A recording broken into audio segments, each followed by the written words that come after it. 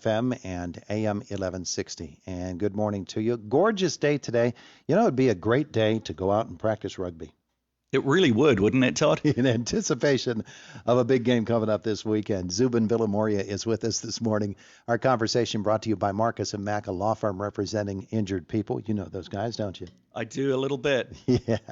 Hey, let's talk a little bit about Indiana County Rugby. Fantastic season, to say the least. Undefeated and headed to the state semifinals, huh? Todd, we're having a great year, and hopefully we can go two more. So, yeah, we are in the state semifinals. We beat Hollidaysburg in the quarterfinals last week. We are coming off our best season so far.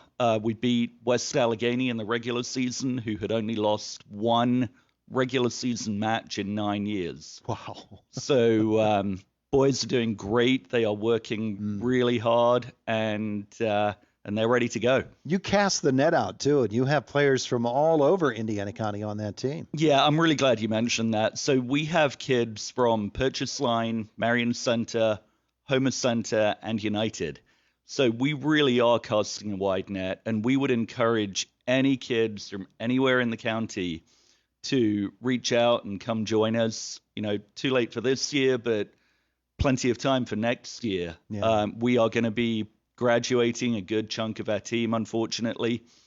So we will need some new blood next year. Yeah, and that's in addition to Indiana. On that Absolutely, team. Yeah. absolutely. So the majority of kids are from Indiana, but it doesn't necessarily have to be that way. Sure.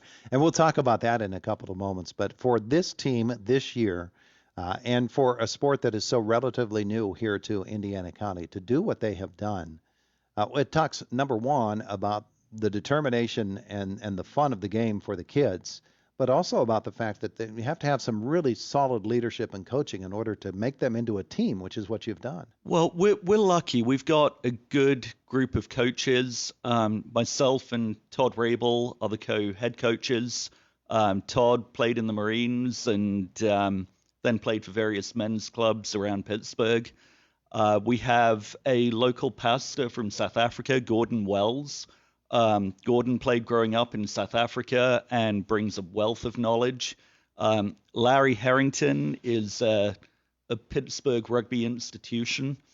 And then Dr. Greg Lynch, one of the surgeons at IRMC, is also helping out.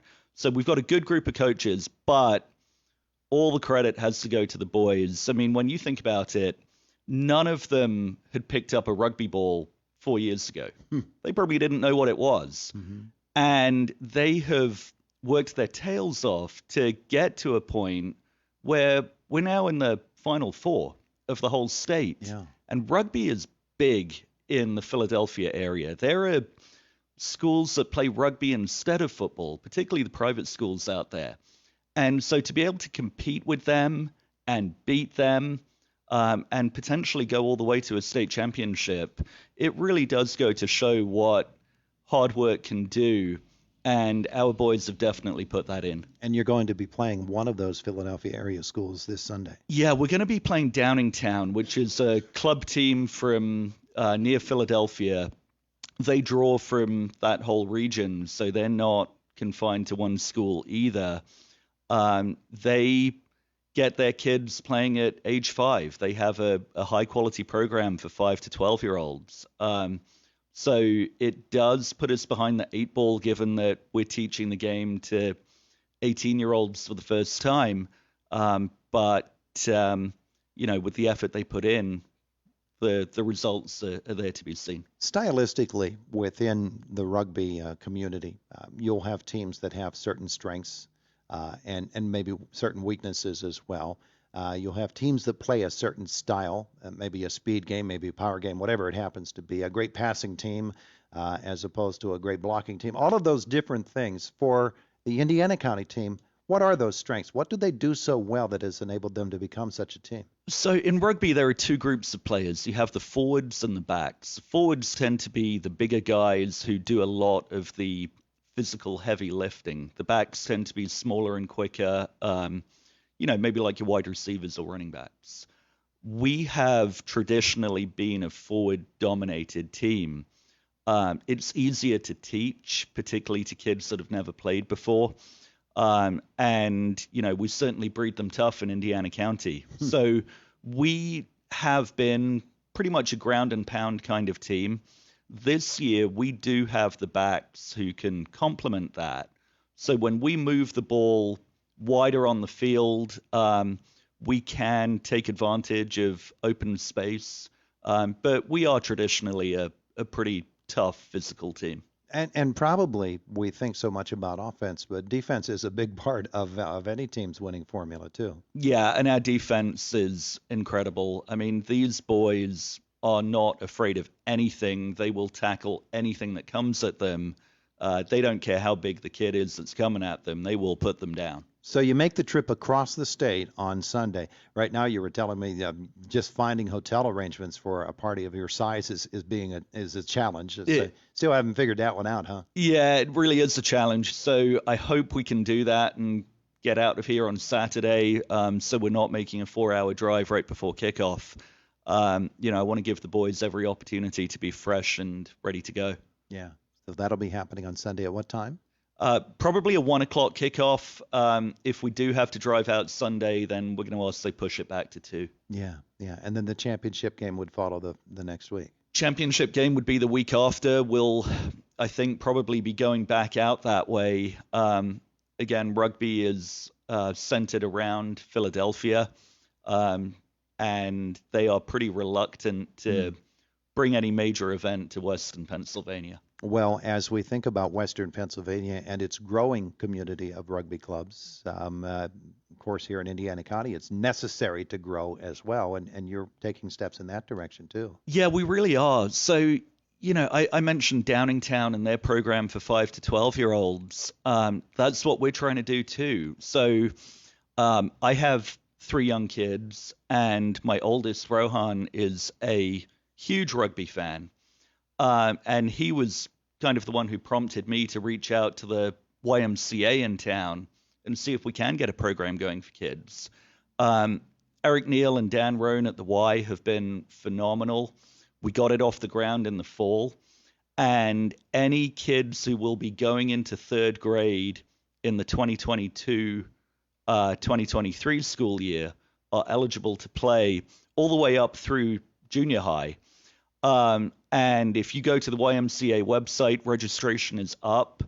It will start on Monday, May 23rd, and will run for about, through the end of June. I remember when you were here last time talking about rugby here in Indiana County, you said that it's not a sport that will compete with football. It actually augment football for a lot of the high school football programs around the area. Yeah, I really think that if you give me a football player and allow him to play rugby for a year, I will give you back a better football player. His tackling technique will be better.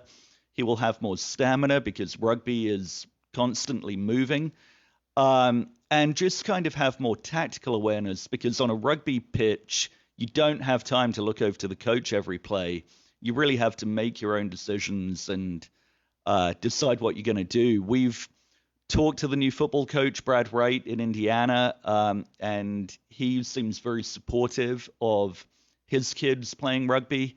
And the other football coaches around town, or around the county, I should say, are equally like-minded. So I hope that we can grow a real county-wide community here. Yeah. And certainly, it's beneficial to kids to play multiple sports and take the skills they learn in one into another.